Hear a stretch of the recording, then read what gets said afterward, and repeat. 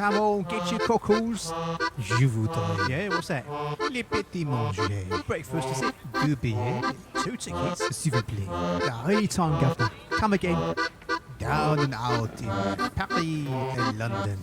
The podcast. Okay, chapter 32. This is the chapter I was referring to earlier, which is the one where it gives us these definitions of the street slang of the homeless people in London. So there's not a massive amount to say, but we'll push through anyway. There's enough to be worth doing, but there's not masses to write down for this one. So off we go. I want to put in some notes as short as possible on London slang and swearing. These, omitting the ones that everyone knows, are some of the cant words now used in London. A gagger, a beggar or street performer of any kind. A moocher, one who begs outright without pretence of doing a trade. A nobber, one who collects pennies for a beggar. A chanter, a street singer. A clodhopper, a street dancer. A mug faker, a street photographer. A glimmer, one who watches vacant motor cars. A G, the accomplice of a cheapjack who stimulates trade by pretending to buy something. A split, a detective. A flatty, a policeman. A didakai, a gypsy. A toby, a tramp. A drop, money given to a beggar. Funkum, lavender or other perfume sold in envelopes. A boozer, a public house. A slang, a hawker's license. A kip, a place to sleep in or a night's lodging.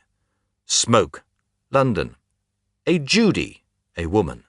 The spike, the casual ward. The lump, the casual ward. A tosharoon, a half-crown. A denar, a shilling. A hog, a shilling. A sprousey, a sixpence. Clods, coppers. A drum, a billy can.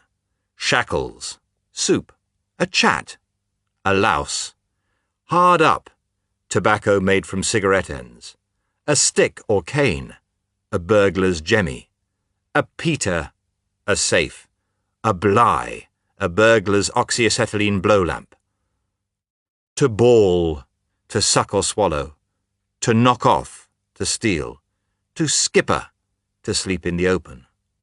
So what we've got there is this long list, isn't it, of a glossary almost of the nomenclature used by these street dwellers and these down and outs, the poverty-stricken of London. It reminds me a little bit of, I don't know if you've read A Clockwork Orange by Anthony Burgess. It's a fantastic book and a fantastic film by Stanley Kubrick. They have something called Nadsat, which is a sort of blend. It's a blend of languages to create their own street slang, their own teenage street slang. It's what's called, the technical term for this is an argot, A-R-G-O-T, argot, and it means that sort of unique, kind of like an idiolect or a sociolect. It's a group of words belonging to a certain type of people, so it's jargon essentially. So you might have teenage argot, you might have, in this case, you might have homeless argot.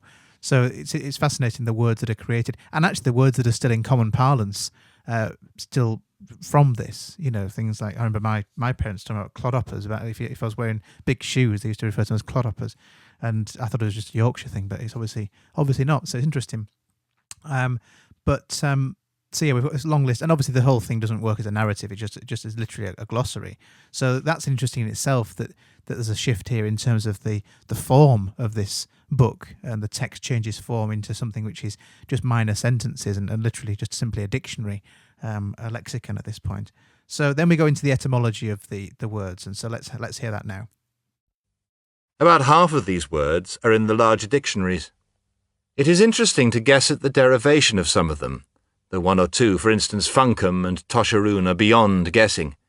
Denar presumably comes from denier. Glimmer, with the verb to glim, may have something to do with the old word glim, meaning a light, or another old word, glim, meaning a glimpse. But it is an instance of the formation of new words, for in its present sense it can hardly be older than motor cars. G is a curious word. Conceivably it has arisen out of G meaning horse, in the sense of stalking horse.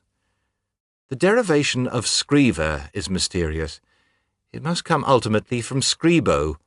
but there has been no similar word in English for the past 150 years, nor can it have come directly from French, for pavement artists are unknown in France. Judy and ball are East End words not found west of Tower Bridge. Smoke is a word used only by tramps. Kip is Danish. Till quite recently the word DOS was used in this sense, but it is now quite obsolete. The London slang and dialect seem to change very rapidly. The old London accent described by Dickens and Surtees, with V for W and W for V and so forth, has now vanished utterly. The Cockney accent, as we know it, seems to have come up in the 40s. It is first mentioned in an American book, Herman Melville's White Jacket, and Cockney is already changing. There are few people now who say fice for face, norse for nice, and so forth as consistently as they did 20 years ago. The slang changes together with the accent. 25 or 30 years ago, for instance, the rhyming slang was all the rage in London. In the rhyming slang, everything was named by something rhyming with it. A hit or miss for a kiss, plates of meat for feet, etc. It was so common that it was even reproduced in novels. Now it is almost extinct. Perhaps all the words I have mentioned above will have vanished in another 20 years. Well, they haven't, have they? That's the point. Interesting how George Orwell is very what's called descriptivist in his attitude towards language change, and this is relevant to us as English language and literature students. That he actually recognises the need for language change. He's not prescriptivist in the sense that there should be this perfect English language and we should try and retain this old-fashioned way of speaking. He's very descriptivist in the sense that he's more than prepared for language to change. He understands the need for language to change, and of course it has done. And you only have to think about the past. I don't know. Let's say in my lifetime, I've just turned 37. So in my lifetime, the way language has changed due to the internet and due to sort of more globalization, probably more rapid than any other period, really. I mean, maybe from the 60s onwards, the 1960s. In fact, that's interesting, isn't it? That he mentions there the 40s, and of course we think of the 1940s. He means the 1840s because he's writing this before the 1940s. But already, I mean, we refer to the 80s, 90s, don't we? As because now we find ourselves in the 20s. It's interesting how that same word.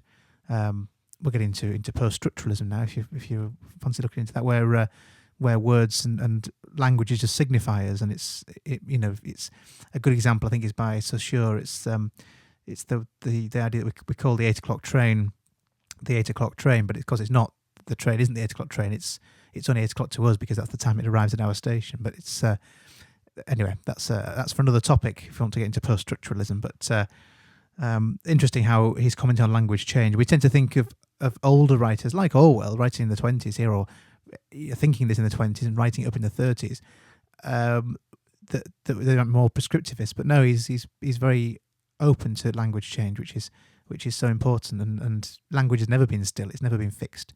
The whole point is that it's a melting pot of different cultures and languages and identities. Off we go a bit further then. The swear words also change, or at any rate they are subject to fashions. For example, 20 years ago the London working classes habitually used the word bloody. Now they have abandoned it utterly, though novelists still represent them as using it.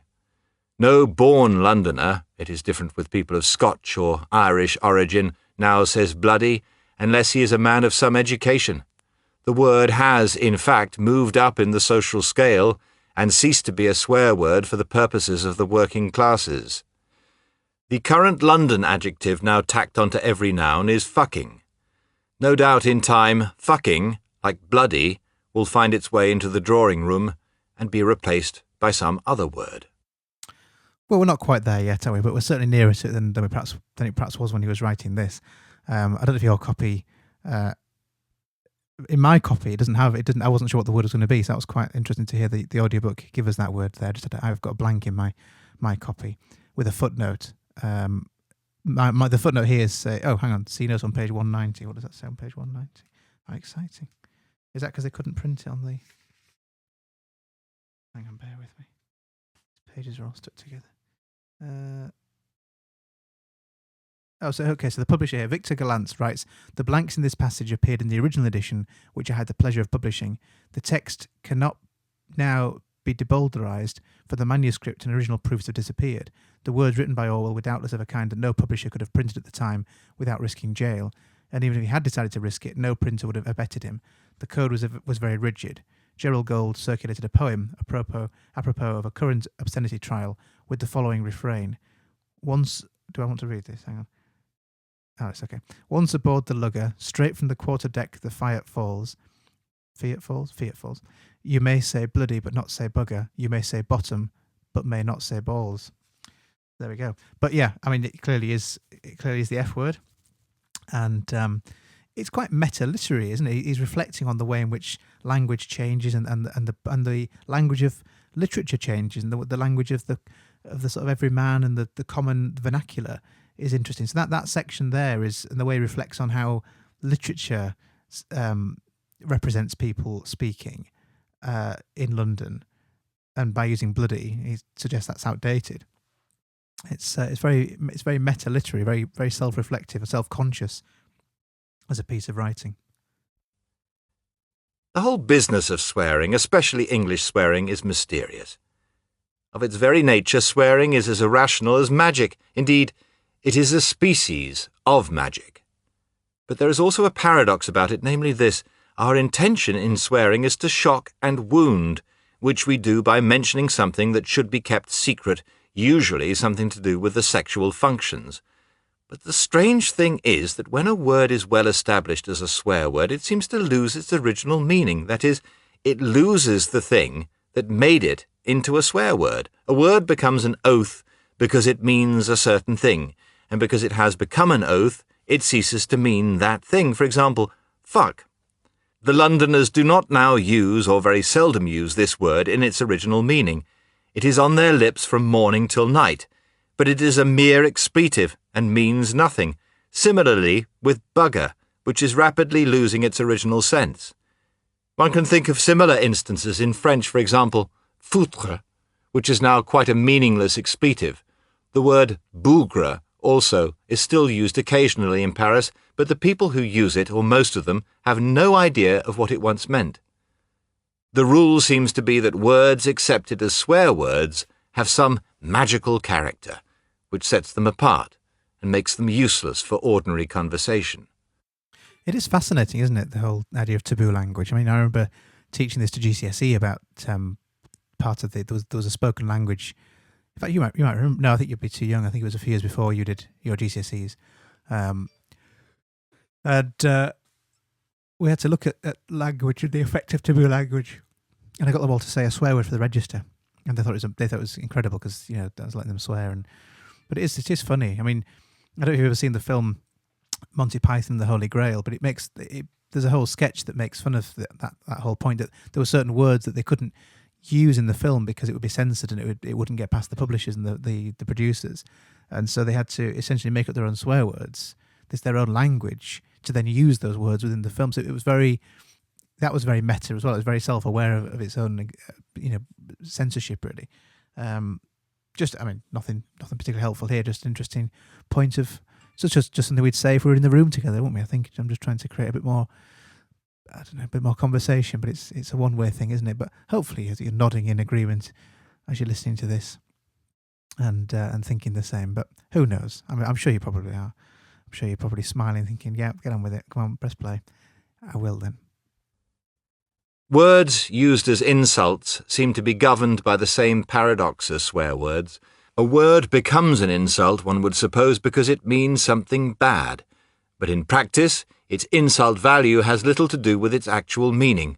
For example, the most bitter insult one can offer to a Londoner is bastard, which, taken for what it means, is hardly an insult at all.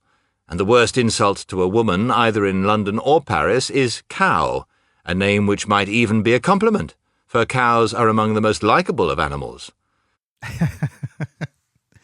Yeah, that's one way of looking at it. Zoomorphism there, isn't it? And that dehumanising of women in this particular case, isn't it? Using that word cow. And that's still a word we hear now, isn't it? We still, I've never used that word ever to as an insult to anybody. But you hear it. I mean, it's just, I don't know. You hear it more from women about other women, I think, I would say, in my experience. I've not heard that many men use it against a woman, but I've heard more women say it against other women. But yeah, interesting how that word has stuck, certainly. Evidently, a word is an insult simply because it is meant as an insult, without reference to its dictionary meaning. Words, especially swear words, being what public opinion chooses to make them. In this connection, it is interesting to see how a swear word can change character by crossing a frontier. In England, you can print je m'en fous without protest from anybody. In France, you have to print it je m'en f. Or as another example, take the word barn shoot, a corruption of the Hindustani word barn shoot. A vile and unforgivable insult in India, this word is a piece of gentle badinage in England. I've even seen it in a school textbook. It was in one of Aristophanes' plays, and the annotator suggested it as a rendering of some gibberish spoken by a Persian ambassador. Presumably the annotator knew what barnshut meant, but because it was a foreign word, it had lost its magical swear word quality and could be printed. One other thing is noticeable about swearing in London, and that is that the men do not usually swear in front of the women. In Paris, it is quite different. So just a little roundup on that. I just wanted to let it get a bit further before I stopped it. The je m'en fous, you'll probably know this. Your French is far better than mine, but is simply I don't give a damn. I don't care. I'm not bothered. I don't give a damn. So the word damn there is the sort of taboo word, and it's censored in France. But of course, to us it seems quite tame. And then the other example, I had to look this up because I'm not. My Hindustani is even worse than my French. And what does it say? It says the sort of literal definition is I'm very familiar with the sexual organs of your sister, is what that sort of comes down to. So a vile and unforgivable insult in India, but a bit of gentle badinage, bit of bants in England. Yeah, that's not what I've heard. Not familiar with that one.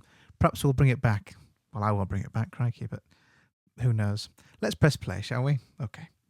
A Parisian workman may prefer to suppress an oath in front of a woman, but he is not at all scrupulous about it, and the women themselves swear freely.